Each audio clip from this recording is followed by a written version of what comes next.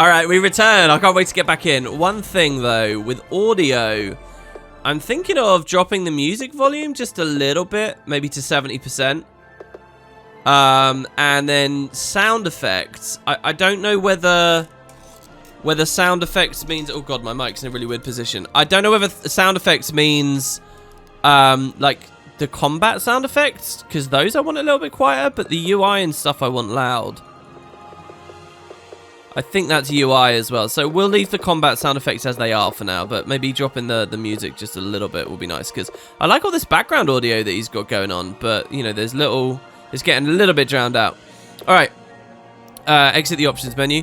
Let's continue along. So we have a ton of things to see here right outside of the city. There was Gwen there, Lena the healer, that teaches you about resurrection, all that good stuff. So really excited about that. Also, yeah, I'm sure some of you guys noticed it last part. There was a red iris flower. Okay, nice. So we pick it up. We get some kind of nice sound effect there. And we should be able to give that to Gwen, I guess. So we can go southwest along the road. Also, I wasn't sure, but maybe I do have a skill already? No, I guess I really don't. These sound like almost Guild Wars 2 Zephyrite sound effects. Because there was that weird UI with Frenzy appearing separate to Healsig. I wasn't sure if they'd given me that. But I guess it's not that. Alright, so let's move up. And yeah, I think I've got a clearer sense now, especially after editing part 1, of where these roads sort of connect and where it's suggesting that new maps are. What threw me off before was, you know, I saw the sign and it just said Lakeside County. And that was like a sign demarking the entrance. Like, you're here, but you have to go through the entrance. But I interpreted that as, you know, you're already on the map. Alright, okay, Vaughn. You should be glad you are a warrior. Times we live in are not for the weak. Oh, sorry, we did an accent for him, didn't we? What brings you here? Oh, hold on. No, we're not done. Don't be afraid. Hesitation is a warrior's worst enemy. Go down the river and exterminate those scale. Hesitation is our worst enemy, is it? That's a very tactical mind. Okay, so no, we needed to kill just a few more, I suppose. Oh, this guy's respawned. Okay, so how does that work with respawns? Do I have just a number that I need to do, you know? Oh, sorry, I'm in the completed section again. I don't know why my instinct is to go there. The Warrior's Test. Now let's scroll down. View quest details. Oh.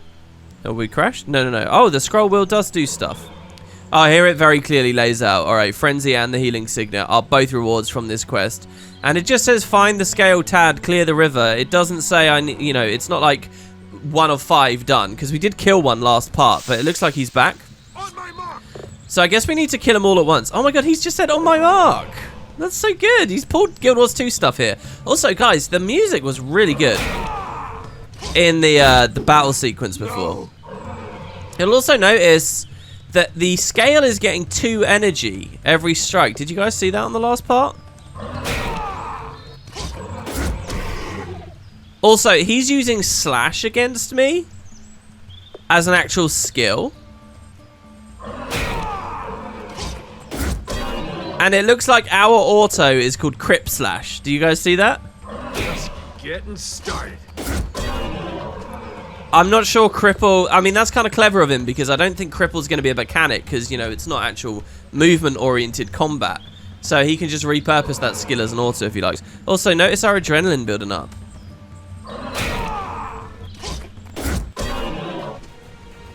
Though I'm not sure if this means we do more damage passively or it just means that we're going to be, you know, able to use skills differently.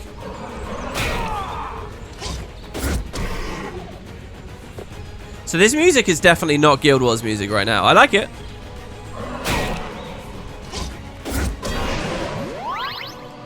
Alright, so down he goes. It's kind of a very sci-fi XP acquisition sound. Oh, okay. Gain 2 Ascon reputation points. Right, so we get reputation just for killing them. We don't actually need to beat quests to get rep. You can kind of rep grind from killing stuff. Yeah, that's totally like the, you know, the sound of picking up like a supply drop or something, like a casino coin or whatever in Path of Fire, isn't it? Listen. It is. That's good. I like it though. Same franchise. It works. Hidden stash with a Cephas axe. Oh, come on. We got to be able to equip that. Weapon. So this one has an extra +2 regular attack, a +2 magic attack, and +1 luck. Now, I'm not sure. Oh, that's not +1 over my stats. That's just in general. All right. Well, that's fine. Just as long as I know that. Okay, so... Oh, we could salvage it as well. No, but what I really want to do is equip it. I don't have a salvage kit anyway. So maybe we need to go into the hero panel for that. Elemental resistances. Oh, wow, there's elemental resist. This is actually a lot more complicated than I was expecting. There's holy element. Interesting. I mean... If this was a true, like, trying to copy every Guild Wars 1 mechanic and interaction, which it totally doesn't need to do, but if it was doing that, there would be a ton of elements here, and it would be really obnoxious and weird and obscure for, like, no discernible reason. I like elemental resistance systems and stuff, though, a lot. Probably more than I should. So, right, the question is, how do I equip my gear? Let's go back to the inventory screen, because that screen wasn't working. So, Cephas axe, salvaged? Oh, I don't want to salvage it. It says I got a 100% chance of getting some iron ingots and wood planks. Now, these icons seem like they're fitting quite well. So, let's see. If I hit escape, hero equipment, Peter Redhill. Ah, here we go. I guess I was on the wrong panel. I guess the hero panel is not the same as the equipment panel. And I need to remember that. Okay, so equip.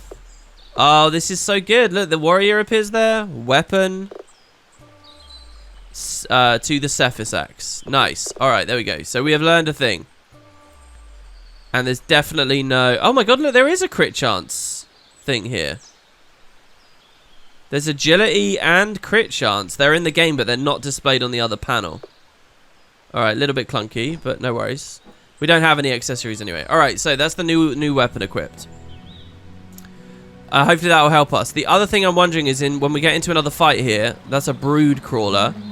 Oh, there's a Drake over there. Look at this. I like these overworld-like images. And he's even slightly animated. Look at the Drake. Obviously, that's not from Guild Wars. But the scale here as well. This is a poison scale tad. Oh, no. Okay, the quest is to kill the tads, not just regular scales. So, this guy has an icon showing that he's part of the... What did we say this time? Right, tads should be weaker as well. Yeah, they are. We do more damage. Oh, unless that's just our new weapon.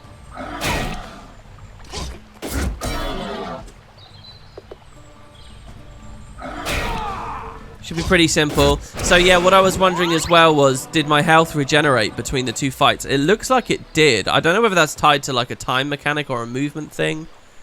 But, so these skulls, I guess they're too strong for me. I guess I would die if I went over to them. Maybe the scale brood callers, in theory, like that Drake's probably going to kill me. You see that? That's a red skull. So maybe a green skull means slightly out of my range? I mean, surely not, because these are tads here, and they're a part of this quest, the first quest in the game. I swear, the opening few notes of this combat music make me think of Oblivion combat music. Yeah, so I think we just fully heal each time. Right, our first example of a fight against multiple foes. I think just spamming attack will be enough on this. It's kind of scary seeing all that energy come in. And I wonder, as a warrior, how much we will need to spend energy, if ever. So one thing about this that Jomo was always saying is because there was very limited feedback, he doesn't know what the combat balance is like. Oh, they crit us. Nice, so that's one dead. And this will stop snowballing against us too quickly. I'm trying to target scale B here, and it's like overlapping awkwardly, I guess, with the UI. We'll just go for C. So yeah, this might get really hard. I might have to do like some off-screen grinding or something. I don't know. It kind of depends what his taste in terms of this kind of RPG and this kind of combat is, you know. Some people really like the old grinders. And when you have just an individual doing a big project like this, you can have more extreme, you know, kind of philosophies and stuff at play. I like how their health is kind of quite nicely divided into 9s. So as I hit them for 9, it's going to be 3 attacks exactly. Oh, we can actually see his exact health, can't we? Oh, I did a deep wound. Deep wound. Max health and healing reduced by 20%. Remaining turns 2. That is just like Guild Wars 1 deep wound. And do you know what? That actually really kind of works in this kind of combat system. That's great. Why did I do that, though? The axe just had a chance? Alright, halfway to level 2. A Crichton axe now. Oh, man. I wonder how much loot variety there is. Some more of that stuff. So, hold on. I should just get used to pressing escape. Instead of trying to figure out hotkeys and shortcuts that I don't know about. So, the Crichton axe... The Crichton axe would give me 2 less damage, but it would give me some agility. The thing is, I don't really know what agility is good for here. I'm going to keep this. I'm not going to equip the Crichton axe. I think that the agility is unlikely to be worth anything. It probably just means that our turn goes first, right? And it's that is of very limited value unless I can like one-shot the target, you know, and just finish the fight really quickly. So I assumed that killing those 3 tads all at once there, we got 4 turns of deep wound there. Look at that. I assumed that that would have that all of them would have disappeared, but I guess they were 3 separate fights.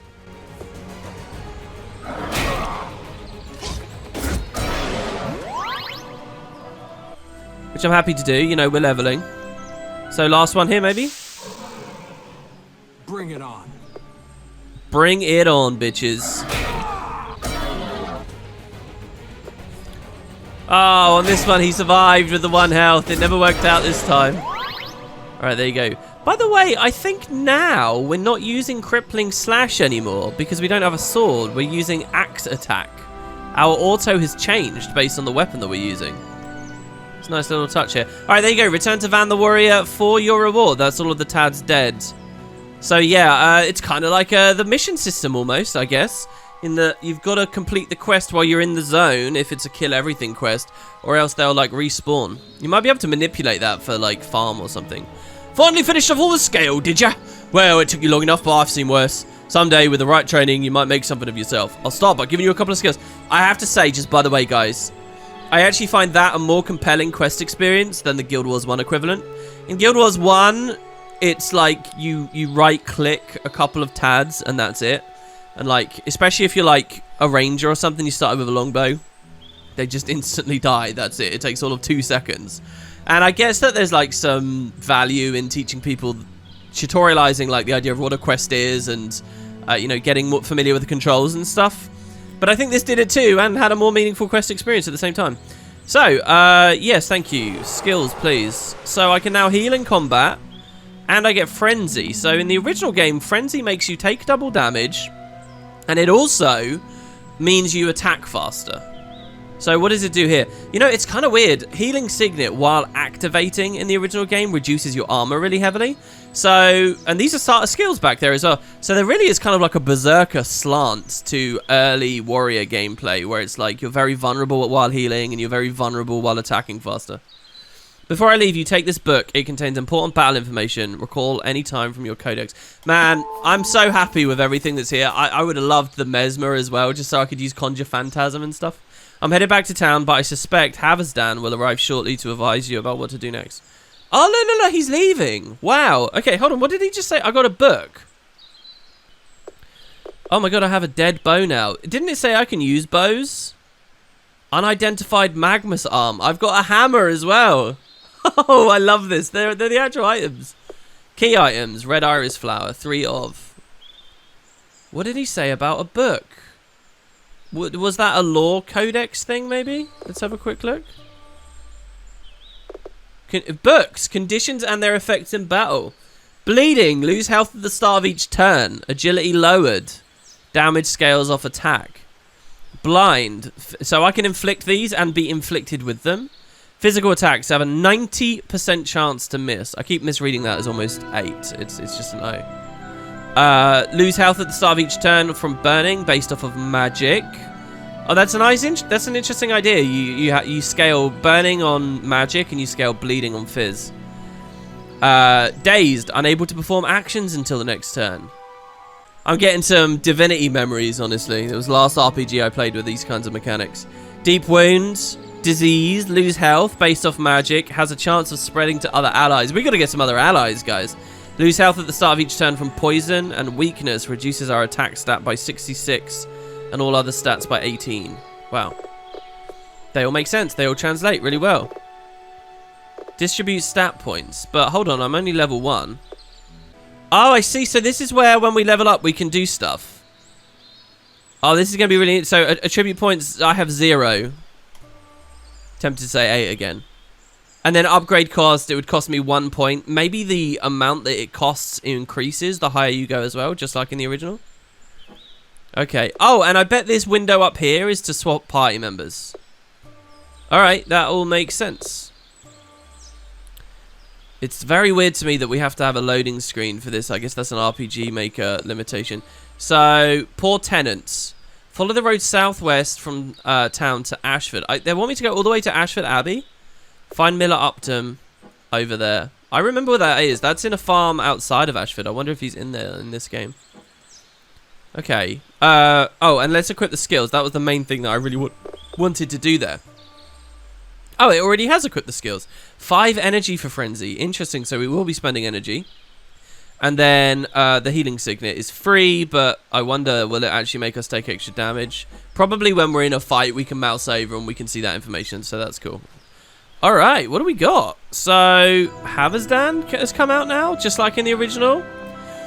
You're the one Sir Titus was telling me about, aren't you? Well, I imagine he's right and you've got potential, but potential won't save you from a char firestorm.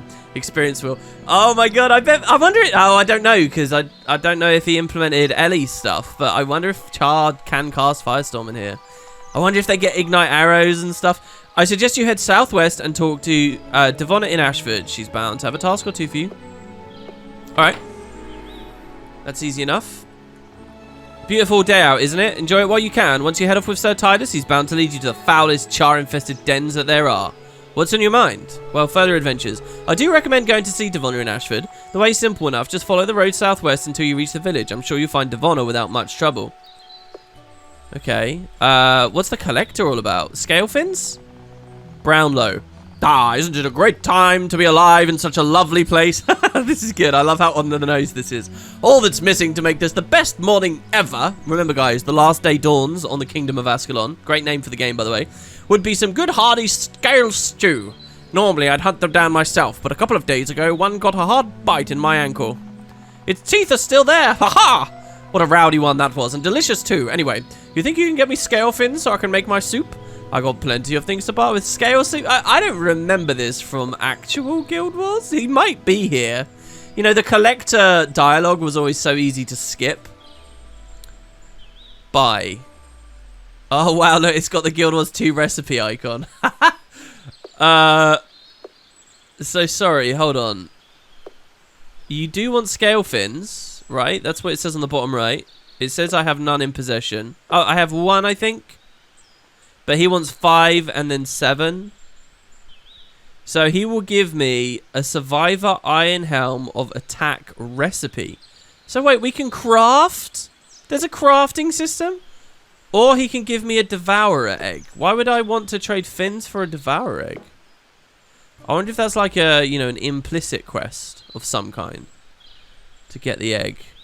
Why is Haversdan still got the exclamation mark? All right, Lena.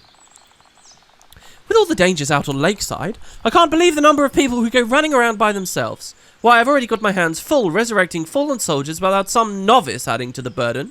Don't people know there are plenty of folk in Ascalon City who would perfectly be happy to join them in their adventures? Oh, she's teaching me about partying. I like this kind of sense that the res shrines need to be tended to people. And all those times you got resurrected in the first game, it was actually like someone providing you a service. Makes sense why all the shrines don't work in the sequel. But it doesn't explain how the Asura resurrect us with their waypoints. Maybe we'll gloss over that. I'll tell you what, if you promise to do your adventuring with an ally, I'd gladly give you a signet that can resurrect fallen party members. Sounds like a good idea. Okay, form a party with Alessia. And then Gwen, of course. Look at Gwen over here. I was wondering if he was going to do some concept art, you know, for the UI. I was wondering. I left my flute by... How do we do a little girl? I'm not going to even try and do a little girl voice. I left my flute by the river, but there are lots of scary monsters there now. I don't know what to do. Can you maybe go kill them and bring my flute back? Hell yeah, I can. Thank you, I can't wait. I know you'll find it. Alright, I know where that is. Or did know where that is. I really want to see these places that he's added that are outside of the original game. Many people believe that maintaining a resurrection shrine and seeing to it that people get a second chance at life is supposed to be an inspirational and ennobling experience. I'm not one of those people. What's on your mind? Lena, if you want to learn how to resurrect, you'll need an ally. You can't resurrect yourself. Go into Ascalon City and form a fight. Actually, if I'm a ritualist and I'm holding that one item spell, I kind of can. Alright, let's go inside. Now, where were the henchmen? Oh, here we go.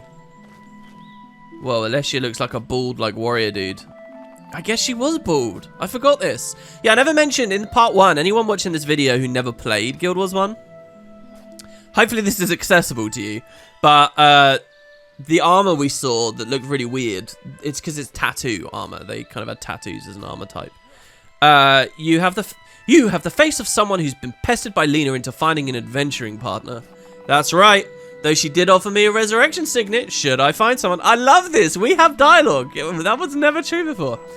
Lucky you then, she usually doesn't. And so it happens that for my training to become a high priestess, the elders in the Church of Dwayna require that I offer my services to those that are in need. I like this idea that there's different churches for the different gods.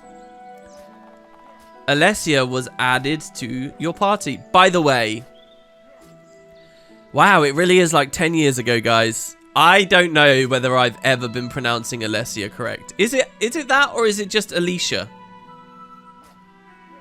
I just don't know. When I was growing up, there was a girl at my school who was a bit of a bully with that name, so I've never liked that name, or pronounced that way. And that might be why I say Alessia now. It's not a very common name. In my adult life, I really don't think I've known many Alicias. And no offense to any who have that lovely name, I'm sure. It's just negative associations from a bygone age for me. Alright, let's come back on down here.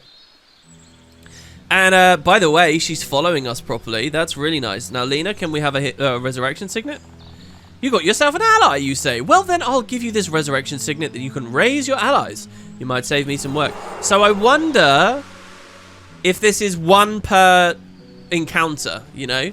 Like in Guild Wars 1, you could only do one resurrection signet until you killed a boss. In this game, you could totally just have it recharge between fights. I feel like he's got something else going on. He doesn't. I don't know. Maybe it's because it's not the active quest. Do you guys want to try that? So if we go... Oh, wow. Hold on. So she's permanent now, right? She's a permanent party member instead of just a temporary one? So how many slots do you think we get? I think we got 4 slots. Edit party. Oh, wow. We get 6? I'm sure we can't have 6 out at once, right? What's the key icon all about? Revert. What does that mean? Monk scout design, rough spun vestments. I'm so impressed at how much is here. Okay, maybe I'm easily impressed due to the nostalgia. I acknowledge that. So we've got no reason to go to the actor stage. I really want to go to the actor stage though, because this is where the bull was with Conjure Phantasm. What is all of this? There's loads of people here now. Oh, the statue of Lissa. Must interact. Oh, it's got a nameplate. I'm sure I can do it. This is the statue itself on the left. It looks a bit slanted. I guess it was originally as well. Okay, who are you? It's Althea. Hail and hello. How can this humble mesmer help you? Let's talk to you about your family. Excuse my ignorance, but your title. Are you a part of the Ascalon royal family? It's quite alright. Yes, I am. My father is Duke Baradin, the brother of the former king. I see. Thank you, my lady. Please, Althea is fine. Rurik has mentioned you. I wish you luck on your adventures. Rurik's mentioned me? I don't think we know Rurik yet, do we? Do we start as a member of Ascalon's Chosen? I'm sure we don't, right? So yeah, she's a great character. I don't know whether there'll be more that happens with her in this game, but In the original, she's gonna like marry Rurik, and what that would do is wed the two houses, the Baradin, which was the proper line, to Adalbern's line, which only kind of came in during the Guild Wars because they were great wartime leaders. And then if Rurik married Althea, then they kind of reunite or whatever. But it seems like they were genuinely in love, and then the Char invade, and disaster strikes, and she is lost in the battle, and then that kind of I sort of feel like, I mean, the devs never like blatantly lay it out, but I kind of feel like that's what sends Rurik over the edge to lose all hope and decide that he needs help from the Crichtons, which fractures him and his father and triggers him going to the Shiver Peaks, and oh, it's so good. Excuse me, I can help over here. Are you rehearsing a play? Excellent question. That is, look at her armor. Where is this from? I don't remember that armor from the original game. Maybe that's an outfit. Maybe that's a henchman, like late game thing. That is precisely my question as well. Is there any word on the new play? Does she really look like that in Pre-Searing Ascon? This guy looks like... When I used to play, I picked Mesmer, human male Mesmer. Obviously human, everyone was human. But I was like an edgy teenager. I wanted spiky, badass gear, and I was forced to look like this. And whenever I went, and I hated it, and whenever I went on the internet, it was all these nerds that were like, oh, I really appreciate how authentic everyone looks, and the male Mesmers look brilliant, you know, they look like a real part of the setting. And I was always just grumpy, like, no, I want to look badass. I don't like this at all. So yeah, seeing this kind of takes me back. It's no surprise then that I jumped on an assassin as soon as goddamn possible. Once Cantha came out, and factions. Yes, but what is it about? You mean, what's your part, don't you, says Hana. And look, he's laughing. Haha, that sounds more like you, Hana. Don't worry, though. I'm sure I'd still be the... No, I just... Look at the effort he went to. He found a specific screenshot of... This must be a character on his account that he's typed /laugh, and he's taken the screenshot. And then he's applied a filter on it, and then he's put it here for this one line of dialogue in this one conversation in the game, right? Think about the effort for one man to go through for that. Don't worry, though. I'm sure I'd still be the lead. Talking the loudest doesn't make you the lead. Oh, I beg to differ. Whose name comes first on the playbill? Lady Althea's. He has a point, Reginald. He has a sharp tongue, darling. That's all. Whose side are you on anyway, Odette? Well, I'd think that was obvious. Oh, yes. Whoever can tell me anything about the new play? Oh, yes, well, I hear the first draft will be ready soon. Dinah's Mercy, you're useless. I like it, Dinah's Mercy. Ah. That was good. That was really flavorful. She's leaving. I think that went well, don't you? Yeah, she got quite away with the ladies. She was mad at you too. True. But she doesn't like me. Those guys are good. They're a good duo. That was a whole little cutscene we just had, everyone.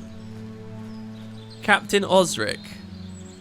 You want to talk to me? And Rurik's here, but he doesn't want to talk to me. I think he's peeping. I think he's peeping on Althea. In a wholesome way, guys. In a wholesome way. I love these trees. This is awesome. Oh, man. Oh, we're already like half an hour in. All right, guys. I got the Great Northern Wall's here. I'll see you for the next part. We will be back very soon. Can I just point out as well, if you guys want to play this yourself, and you do go to the link in the description, there's no installation required. You literally just download a zip, and you hit game.exe. There you go, that's it. Well, you extract the zip. And it will run, and the saves are working fine. Everything's all good, and you've seen everything so far for me. No crashes or anything. So yeah, it really is very easy. Give it a shot. Thanks, guys. I'll see you in the next one very soon. Oh, God, you're all going to become experts by the time the new videos come out, and I'm going to I'm gonna look like such a noob. It's fine.